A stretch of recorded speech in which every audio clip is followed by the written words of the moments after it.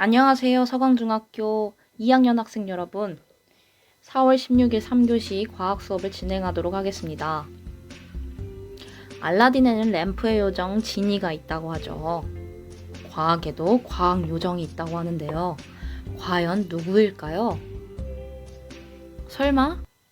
네, 설마 저예요. 라고 하면 여러분이 놀라겠죠.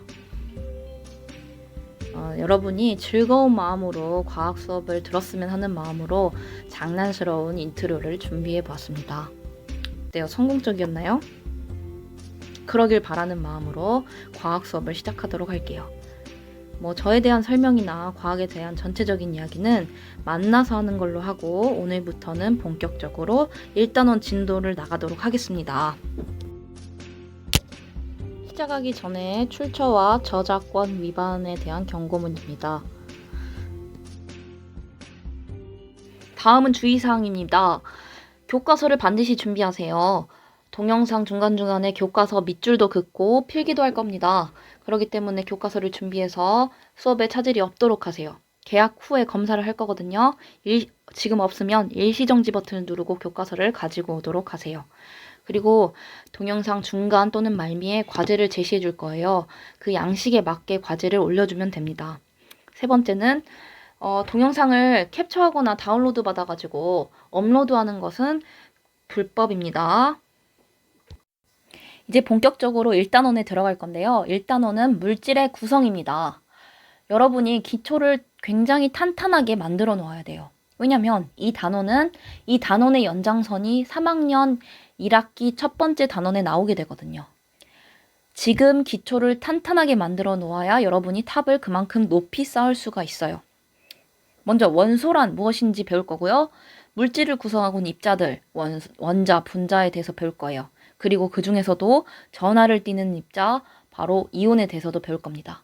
이 학습터에 올려줬던 자료들을 여러분이 열심히 숙지했다면 바로 원소라는 개념이 어느 정도 감이 올 것 같은데요. 원소가 뭐였어요? 더 이상 분해되지 않으면서 물질을 이루는 기본 성분을 우리는 바로 원소라고 했었습니다. 기억나나요? 그래서 오늘의 학습 목표예요. 바로 모든 물질은 원소로 이루어져 있음을 설명할 수 있다. 이 원소라는 것에 대해서 자세히 배우도록 할 겁니다. 원소에 대한 개념을 이해하기 전에 물질관에 대해서 배울 필요가 있어요. 교과서에서는 있지 않지만 상식적으로 알아둘 만한 내용이거든요. 물질관이라는 것은 물질에 대한 생각이에요. 물질은 무엇으로 만들어진 걸까라는 생각이 고대, 중세, 근대를 거쳐가면서 어떻게 흘러갔는지를 배우는 거예요. 어렵지 않습니다. 재미있는 이야기거든요. 그러니까 여러분도 가벼운 마음으로 한번 들어보도록 하세요. 먼저 고대입니다. 고대에는 과학기술이 발전되기 전이기 때문에 사람들이 자연현상만 보고 생각했고 믿었습니다. 그러던 중 탈레스라는 사람이 아이가 태어나는 광경을 관찰했어요. 아이가 태어나기 전에 어머니 몸에서 양수가 터지죠. 물이 터지는 것을 보고 물로부터 시작되는구나 라고 생각을 했어요. 그리고 흙에다가 물을 주니까 식물이 자라는 거예요. 그러면서 탈레스는 주장을 했어요. 만물의 근원은 물이다. 모든 물질들이 물로부터 시작돼 라고 주장을 했습니다. 그러자 엠페도클레스라는 사람이 등장하게 돼요. 물이라고? 물 하나라기엔 너무 적지 않니? 적어도 4가지는 있어야지 라고 하면서 사원소설을 제기해요. 야, 물도 있긴 한데 너 숨 들이쉬고 마시잖아. 공기도 있을 거야. 활활 타는 거 저건 뭐야? 불이잖아. 그리고 흙도 있겠지 하면서 물, 불, 흙, 공기 이 4가지 원소로 이루어져 있어 하면서 사원소설을 제기하게 됩니다. 데모크리토스가 등장합니다. 데모크리토스 얼굴 좀 보세요. 굉장히 천진난만하고 긍정적으로 보이죠. 이 사람은 남들과는 다른 발상을 가지고 있었어요. 그 당시 고대학자들 같은 경우에는 일단 눈에 보이는 것만 생각하고 보이는 것만 믿었거든요. 하지만 데모크리토스는 눈에 보이지 않은 어떠한 것, 그것은 바로 알갱이에 대한 생각도 하게 됩니다. 내가 봤을 때는 물질은 결국에 쪼개면 결국엔 알갱이로 남을 거야. 그런 알갱이 입자설을 주장하게 됩니다. 데모크리토스의 입자설은 근대의 원소설과 굉장히 유사합니다. 이렇게 당시에 알갱이 입자에 대한 생각을 할 수 있었다는 것은 이 데모크리토스가 굉장히 대단한 사람이었다는 것을 말해주고 있어요. 그리고 아리스토텔레스가 등장합니다. 아리스토텔레스는요, 당시에 굉장히 유명한 학자였어요. 다양한 분야에서 이름을 떨쳤던 학자였기 때문에 사람들은 아리스토텔레스의 말을 많이 믿었었어요. 그런데 이 아리스토텔레스는 누구의 손을 들어줬을까요? 바로 엠페도클레스입니다. 야, 데모크리토스, 말도 안 되는 소리 하지 마. 무슨 알갱이라니? 눈에 보이지도 않잖아. 그런 게 어디 있어. 엠페도클레스 말이 옳아. 물, 불, 흙, 공기로 이루어져 있어. 그런데 내가 여기에다가 덧붙여서 설명을 해주지. 물, 불, 흙, 공기로 이루어져 있는 데다가 여기에 조건을 가해주면 얘네들은 바뀌게 되어 있어. 라고 사원소 변환설을 주장하게 돼요. 여기서 조건이라고 하는 것은 뭐냐면요. 온도를 뜨겁게 하거나 낮추거나 차갑게 하거나 또는 습도를 건조하게 하거나 습하게 하거나 이 네 가지 조건을 말해요.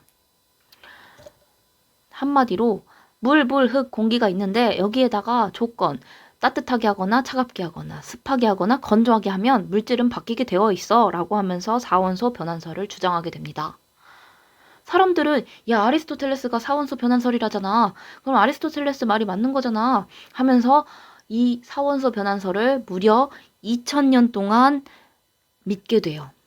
굉장히 오랜 시간이죠. 그러면서 중세로 가게 됩니다. 중세에는 누가 있었냐면요. 바로 연금술사라는 사람들이 있었어요. 여러분, 연금술사가 뭐 하는 사람들인 줄 아시나요? 이 사람들은 싸구려 금속, 값이 저렴한 금속을 가지고 금을 만들려고 노력하던 사람들이었어요. 이런 발상은 도대체 어디서 온 걸까요? 어디서 왔겠어요? 당연히 아리스토텔레스한테서 온 거예요. 아리스토텔레스가 분명히 그랬잖아. 조건 가하면 바뀐다며. 그러면 이 값싼 금속에다가 조건을 가하면 금이 될 거 아니야. 하면서 실험을 했던 거예요. 자, 사진 봐보세요. 여러 사람들이 지금 간절한 저 눈빛 보이죠? 금을 만들기 위해서 연구하고 실험하고 노력을 했어요. 하지만 결과는 실패로 끝나죠. 하지만 이 실패는 의미가 있었습니다. 이 실패 과정 속에서 굉장히 많은 다양한 실험 도구들이 만들어졌고요. 화학약품이 만들어지면서 화학기술의 발달이 이루어졌고 꽃이 피게 돼요. 이때 굉장히 많은 과학기술이 발달하게 됩니다. 바로 연금술사 덕분이죠. 이렇게 과학기술이 발달하게 되면서 많은 과학적 사실들이 밝혀지게 됩니다. 그러면서 사람들은 아리스토텔레스의 말에 의문을 품게 돼요.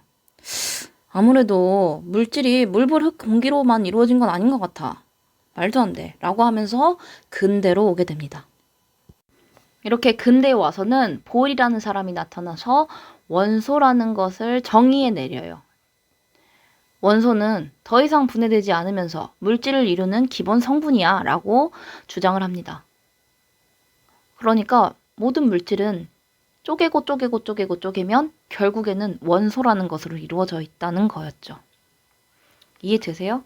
그러자 라부아지에라는 사람이 등장해요. 이 라부아지에도 원소론에 동의하는 사람이었습니다. 이 사람은 실험을 굉장히 좋아했고 모든 것을 실험을 통해서 증명해 밝히는 실험맨이었어요.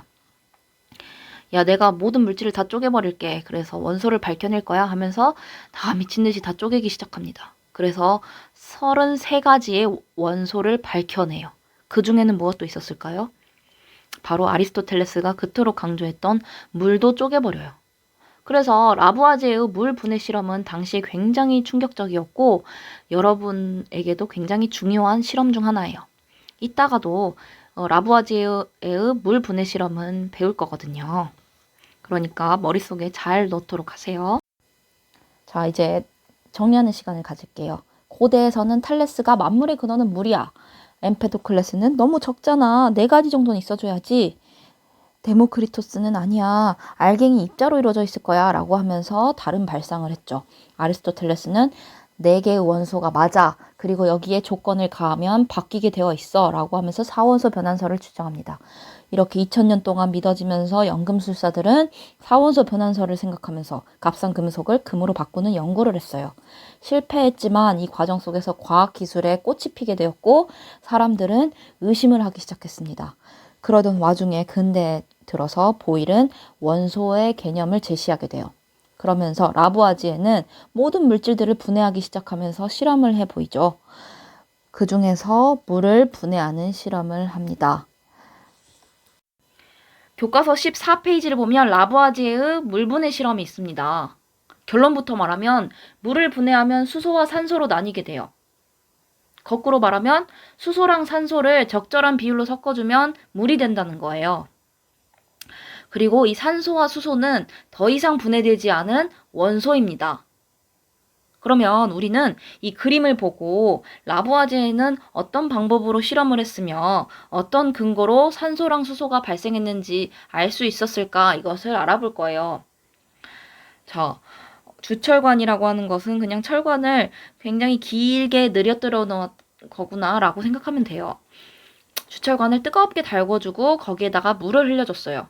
그럼 물이 주철관을 쭉 타고 가다가 찬물을 거쳐서 뽀글뽀글뽀글 기체를 맺게 돼요. 뽀글뽀글뽀글 기체가 올라오는 걸 보고 아, 수소 기체가 발생했구나 라고 알 수 있었어요. 그래서 거기도 적혀 있는 것처럼 직기병에 수소 기체가 모였어. 수소는 어디서 온 걸까? 어디서 왔어요? 물에서 왔죠. 자, 그러면 산소가 발생된 건 어떻게 알 수 있었을까요? 주철관 안이 녹슨 걸 보니 산소가 발생했나 봐 라고 적혀 있죠. 여러분, 주철관이 녹슬었다, 녹이 슬었다 라고 하는 것은 철에 산소가 붙었다는 것을 의미해요. 철에 산소가 붙었기 때문에 녹이 슬었다는 거죠. 그래서 주철관 안이 녹이 슬었구나. 그러면 산소가 발생했구나 라고 알 수 있었던 거예요. 자, 여러분 생각해 보세요. 주철관에 산소가 붙으니까 녹이 슬었어요. 주철관에 산소가 붙으니까 무게는 어떻게 돼요? 그만큼 증가하겠죠? 그래서 산소가 발생했다는 근거는 두 가지가 있어요. 주철관 안이 녹이 슬었다 또는 주철관의 무게가 증가했다 이렇게 생각을 해볼 수 있는 거예요. 그러면 이렇게 한번 적어보세요. 일시정지 버튼을 누르고 마저 적어보고요. 이제 그 밑에 있는 답에 대해서 적도록 하겠습니다. 물을 이루는 성분이 무엇인지 써보고 그 까닭을 설명해보자. 뭐예요? 산소랑 수소죠. 물을 통과시키니까 주철관 안이 산소로 인해 녹슬었고 집기병에는 수소기체가 모였기 때문이다. 이렇게 적으면 되겠죠? 그리고 그 밑에 있는 거. 물은 물질을 이루는 기본 성분일까? 어때요? 아니죠. 물은 산소랑 수소로 나뉘었기 때문에 기본 성분이 아니었어요. 그럼 어떻게 적으면 될까요? 물은 기본 성분이라고 할 수 없다. 왜냐하면 물은 산소와 수소로 나누어지기 때문이다. 이렇게 적으면 되겠죠. 일시정지 버튼 누르고 마저 적어보세요. 교과서 15페이지 오른쪽 위를 보면 물의 전기분해 장치가 있습니다. 전기를 이용해서 물을 분해하는 실험이에요. 여기서는 어떤 근거로 산소와 수소를 구분했는지 알아볼 건데요. 자, 보면 부피비가 다르죠. 자, 비어있는 공간은 산소 또는 수소 기체가 발생한 부피예요. 보면 수소가 2배가 더 많은 걸 알 수가 있습니다. 항상 산소와 수소의 부피비는 1대2예요. 수소가 2배 더 많습니다. 2배 더 많네? 그럼 여긴 수소겠구나 하고 알 수 있는 거예요. 극도 차이가 있습니다. 수소는 항상 마이너스 극에서 발생하고요. 산소는 항상 플러스 극에서 발생해요. 이것도 정해져 있는 거기 때문에 마이너스 극에서 발생했네? 여긴 수소겠구나. 플러스 극이네? 산소겠구나. 2배가 더 많네? 수소겠구나. 이렇게 산소, 수소가 적혀져 있지 않아도 여러분은 알 수 있어야 돼요. 그리고 밑에 있는 수산화 나트륨 같은 경우에는 이온 단원에서 자세히 배울 겁니다.